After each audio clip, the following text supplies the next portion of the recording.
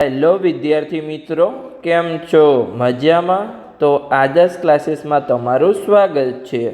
તો આજે આપણે ધોરણ 8 વિષય ગણિત ચેપ્ટર નંબર 2 એટલે કે આજે આપણે નવા ચેપ્ટરની શરૂઆત કરવા જઈ રહ્યા છીએ, જેનું નામ છે એક ચલ સુરેખ સમીકરણ. એનો આજે લેક્ચર નંબર 1 છે, જેમાં આપણે ઇન્ટ્રોડક્શન એટલે કે થિયરિટિકલ માહિતી આપીશું કે આ ચેપ્ટરમાં તમારા કયા કયા ટોપિક આવશે અને શું આપણે સમજવાનું છે. તો ચાલો તો શરૂઆત કરીએ. સૌપ્રથમ તો પહેલાં ચેપ્ટરનું નામ છે એક ચલ સુરેખ સમીકરણ.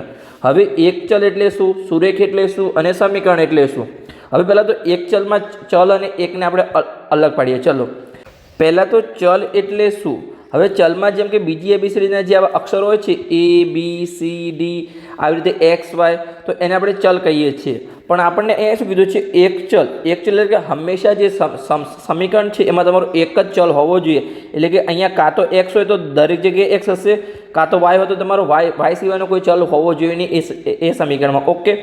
પછી અહીંયા છે સુરેખ. સુરેખ એટલે કે શું? જે ચલ હોય એની ઘાત હંમેશા કેવી હોય? એક જ હોય. જેમ કે આગળ તમારું આવશે દ્વિચલ સુરેખ સમીકરણ, તો એમાં તમારો X અને Y બે ચલ આવશે, પણ અહીંયા તમારો એક ચલ હોવો જોઈએ. પછી સુરેખ એટલે કે ચલ જે છે, જેમ કે X હોય તો Xની એક જ ઘાત, મોટામાં મોટી ઘાત કેટલી હોવી જોઈએ? મહત્તમ એક ઘાત હોવી જોઈએ. અને સમીકરણ, જ્યારે પણ સમીકરણમાં તમારું વચ્ચે બરાબરની નિશાની હોય ત્યારે એ તમારું આખું શું બને છે? સમીકરણ બને છે. અને સમીકરણમાં બરાબરની નિશાની શું દર્શાવે છે? સમતા દર્શાવે છે. સમતા એટલે કે જે આ બાજુની સંખ્યા છે 3x - 5 = 7, એ બંને કેવું છે? સરખું છે. 7 અને 3x - 5 એ બંનેની કિંમત સરખી છે. આમાંથી આપણે xની કિંમત શોધવાની છે. મેનલી ચેપ્ટર શેના પર આધારિત છે કે અહીંયા તમને આવી રીતે કોઈ સંખ્યા આપેલી છે, આવી રીતે કોઈ સમીકરણ આપેલું છે, એમાંથી આપણે xની કિંમત શોધવાની છે. તો ચલો હું તમને બતાવું કે સમીકરણનો ઉકેલ તમારે કેવી રીતે શોધવાનો છે. તો અહીંયા આવી રીતે તમને કોઈ સમીકરણ આપેલું છે, એમાંથી આપણે xની કિંમત શોધવાની છે. પણ એક વસ્તુ તમારે ખાસ ધ્યાન રાખવાની છે કે અહીંયા મેં આ લખેલી છે, આને તમે બોક્સમાં લખી લો અથવા મોસ્ટ આઈએમપી કરી લો, તમે કંઈ પણ કરી શકો છો.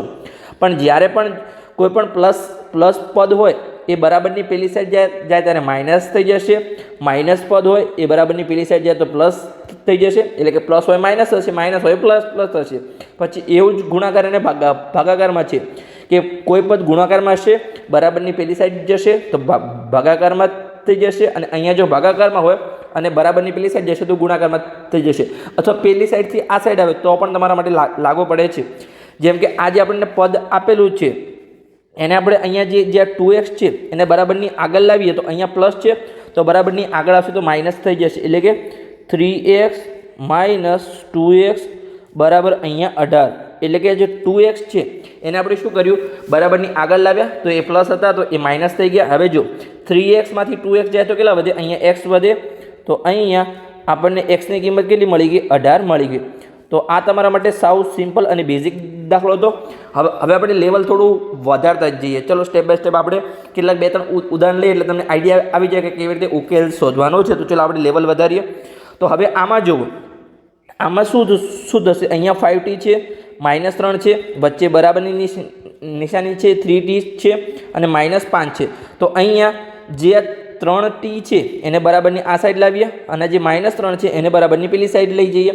તો જો 3t પ્લસ છે તો બરાબરની આગળ આવશે તો માઇનસ થઈ જશે. તો અહીંયા આપણું શું બનશે? 5t - 3t. અને જે આ -3 છે એ બરાબરની પેલી સાઈડ જશે તો શું બની જશે? પ્લસ બની જશે. તો અહીંયા -5 એમને અને અહીંયા આ +3 થઈ ગયા. ઓકે. તો 5t માંથી 3t જશે તો અહીંયા 2t વધશે. અને હવે અહીંયા જો -5 અને -3 તો મોટામાંથી નાના બાદ થાય, એટલે કે 5 માંથી 3 જશે તો 2 વધશે, પણ નિશાની મોટાની આવશે, એટલે કે અહીંયા -2 ની નિશાની આવશે. હવે જો અહીંયા આ બે શું છે? ટીના ગુણાકારમાં છે, તો બરાબરની પેલી સાઈડ જશે તો શેમાં જશે? ભાગાકારમાં જશે. તો અહીંયા t બરાબર -2/2, તો 2 ઉડી ગયા તો અહીંયા 1 વધ્યા, એટલે કે -1 વધ્યા. તો ટીની કિંમત આપણને શું મળી? અહીંયા -1 મળી. ઓકે. તો તમારે આ વસ્તુ ખાસ ધ્યાન રાખવાની છે. મેં તમને પહેલાં પણ કીધી હતી કે જો જ્યારે પણ આપણે બરાબરની પેલી સાઈડ લઈ જવું હોય અથવા આ સાઈડ લાવવું હોય તો પ્લસમાં હશે તો માઇનસમાં જશે, માઇનસમાં હશે તો પ્લસમાં જશે, ગુણાકારમાં હશે તો એ ભાગાકારમાં જશે, અને ભાગાકારમાં હશે તો ગુણાકારમાં જશે. એ વસ્તુ તમારે ખાસ ધ્યાન રાખવાની છે. ઓકે. તો હવે આપણે હજુ એક લેવલ અપગ્રેડ કરીએ. આ પણ સારું ઇઝી દાખલો. તો હવે થોડો આ દાખલો આપણે લઈએ કે એમાં તમારે કેવી રીતે અહીંયા જો તમને કયો ચલ આપેલો છે, એક્સ ચલ આપેલો છે, તો અહીંયા આપણે એક્સની કિંમત શોધવાની છે. તો કેવી રીતે શોધીશું? અહીંયા ચલો, તો અહીંયા જો તમારે શું કરવાનું છે, આવી રીતે તમને કોઈ ભાગાકારમાં સંખ્યા આપેલી હોય, જેમ કે અહીંયા 3 અને 6 આપેલી છે, તો એનો તમારો લસા લેવાનો છે. તો તમને ખબર છે કે 3 અને 6નો લસા કેટલો થાય? 6 જ થાય. તો એ જે પણ તમને લસા મળે એ સંખ્યાને તમારે દરેક પદને ગુણી લેવાની છે. દરેક પદ એટલે કે જેટલા પણ પદ તમને આપેલા સમીકરણમાં એને તમારે ગુણી લેવાની છે. જેમ કે અહીંયા આપણું આ પદ છે, ચલો હું તમને બતાવું કે આપણું આ 6x + 1 ભાગ્યા 3 આપણું આ એક પદ કહેવાય. એને તમારે 6 વડે ગુણી લેવાનું છે. પછી અહીંયા પ્લસ કરીને જો અહીંયા 1 છે તો તમે 1ને પણ અહીંયા 6 વડે ગુણી લો. બરાબરની પેલી સાઈડ આપણું એક પદ છે x - 3 ભાગ્યા 6. આ આપણું પદ થયું હતું, એને પણ તમે 6 વડે ગુણી લો. તમારે દરેક પદને 6 વડે ગુણવું પડે, તો જ તમારું અહીંયા બરાબરની બંને સાઈડ સરખું થઈ જાય. ઓકે, તમે એક પણ પદને તમારે ભૂલી નથી જવાનું, દરેકને અહીંયા 6 વડે ગુણવું પડશે.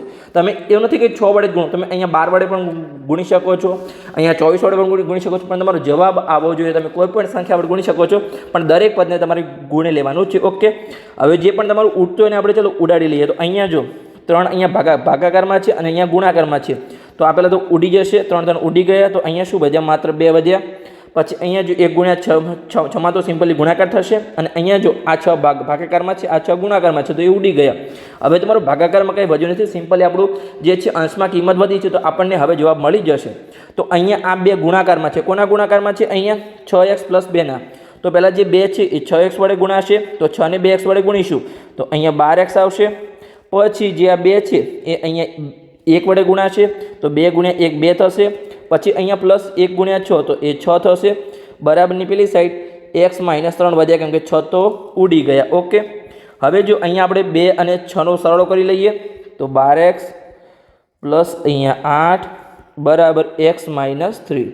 હવે આ એક્સને આપણે આગળ લાવીએ અને 8ને બરાબરની પેલી સાઈડ લઈ જઈએ, તો x પણ પ્લસમાં છે અને 8 પણ પ્લસમાં છે, તો x આગળ આવશે તો માઇનસમાં થઈ જશે, અને 8 પણ પેલી સાઈડ જશે તો પ્લસમાંથી માઇનસમાં થઈ જશે.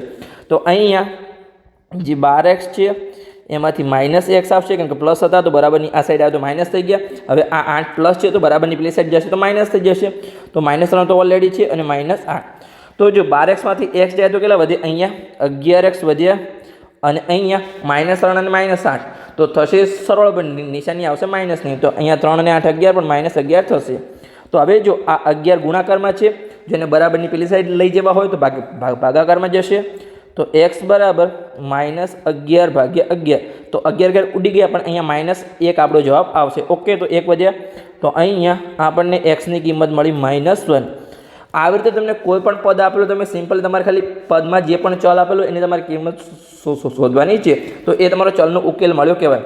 હવે તમને એવો પણ પ્રશ્ન પૂછી શકે છે અહીંયા, જેમ કે તમને અહીંયા પ્રશ્ન પૂછે, આ ત્રણેય દાખલા હું ગણાવતો નથી, પણ કેવી રીતે ગણવાનું છે હું તમને બતાવું કે આને તમે ચકાસો, જે પણ તમારો જવાબ મળ્યો છે ને એને તમે ચકાસો કે શું તમારો જવાબ સાચો છે કે ખોટો.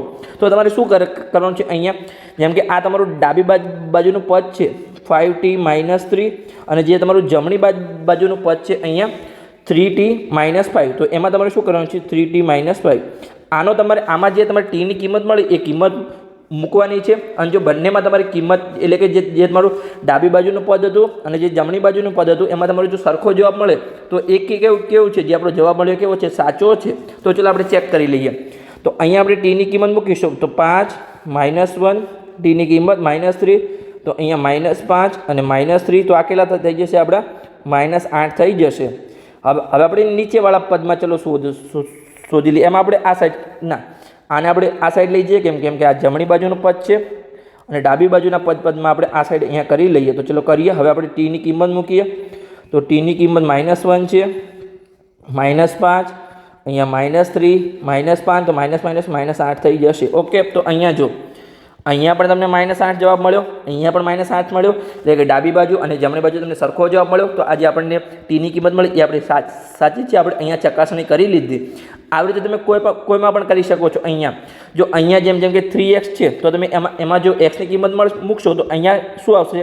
18 × 54 થશે, તો આ સાઈડ તમને 54 મળી જશે. તો અહીંયા શું થશે? અહીંયા xની કિંમત મૂકશો તો અહીંયા 8 × 2 = 36 થશે, અને આ +18 છે એટલે 36 અને 18 કેટલા થઈ જશે, આ સાઈડ પણ અહીંયા તમારે 54 થઈ જશે, એટલે ડાબી બાજુ અને જમણી બાજુ તમને સરખા જવાબ મળે, એટલે કે જે આપણી એક્સની કિંમત મળી એ આપણી 18 સાચી છે.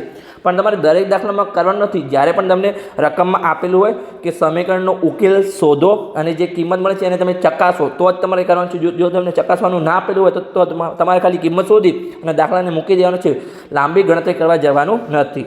હવે તમે આ જેમ કે આ દાખલો તો આમાં પણ તમે કરી શકો છો, ડાબી બાજુ અને જમણી બાજુ. જેમ કે અહીંયા જો આપણું આ પદ છે, ચલો આપણે નીચે ગુણાકાર કરીએ કે અહીંયા શું પદ છે આપણું 6x + 1. તો હું તમને કરાવું છું. અહીંયા 6x, અહીંયા આપણે લખીએ કે અહીં ડાબી બાજુ 6x + 1 ભાગ્યા 3 અને અહીંયા +1 હતું.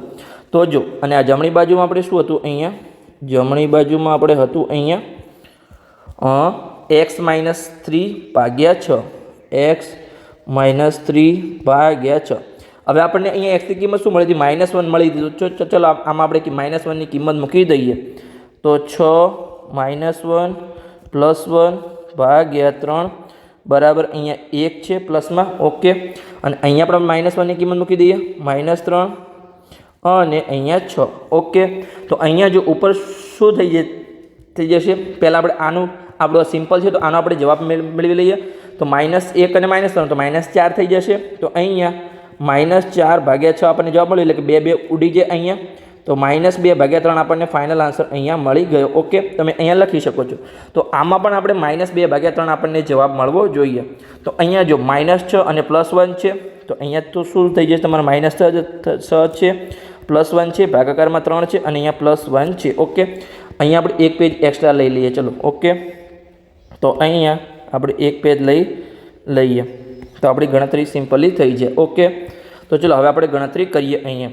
તો જો અહીંયા જે -6 છે એમાંથી એક જશે, પણ આ એક અલગ છે, આ તમારે ખાસ એને એડ નથી કરી લેવાની, એ તમારે અલગ છે. ચલો એને આપણે થોડી સ્પેસ કરીને રાખીએ, અહીંયા અલગ છે. ઓકે, તો હવે શું આવશે આપણું, -5 ભાગ્યા 3 અને અહીંયા +1. હવે જો આપણે શું કરવું પડશે, અહીંયા છેદ સરખા કરવા પડશે. તો અહીંયા છેદમાં શું છે, કંઈ નથી, તો આપણે 1 મૂકી શકીએ.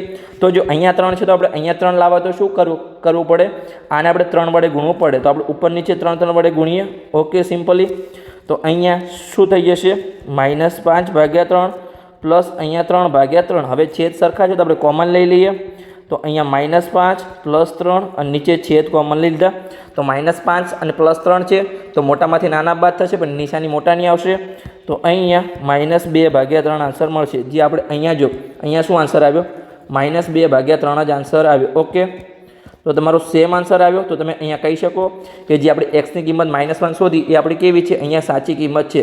પણ આ તમારે ક્યારે શોધવાનું છે, જ્યારે પણ તમને પૂછે કે ચકાસો, અને તમારે લાસ્ટમાં અહીંયા લખી દેવાનું છે કે ડાબી બાજુ બરાબર જમણી બાજુ આપણને મળી ગઈ. ઓકે, તો અહીંયા આપણે ચકાસી દીધું કે આપણો જવાબ કેવો છે, અહીંયા સાચો છે. પરફેક્ટ. આવી રીતે તમારે બોક્સમાં મૂકી દેવાનું છે.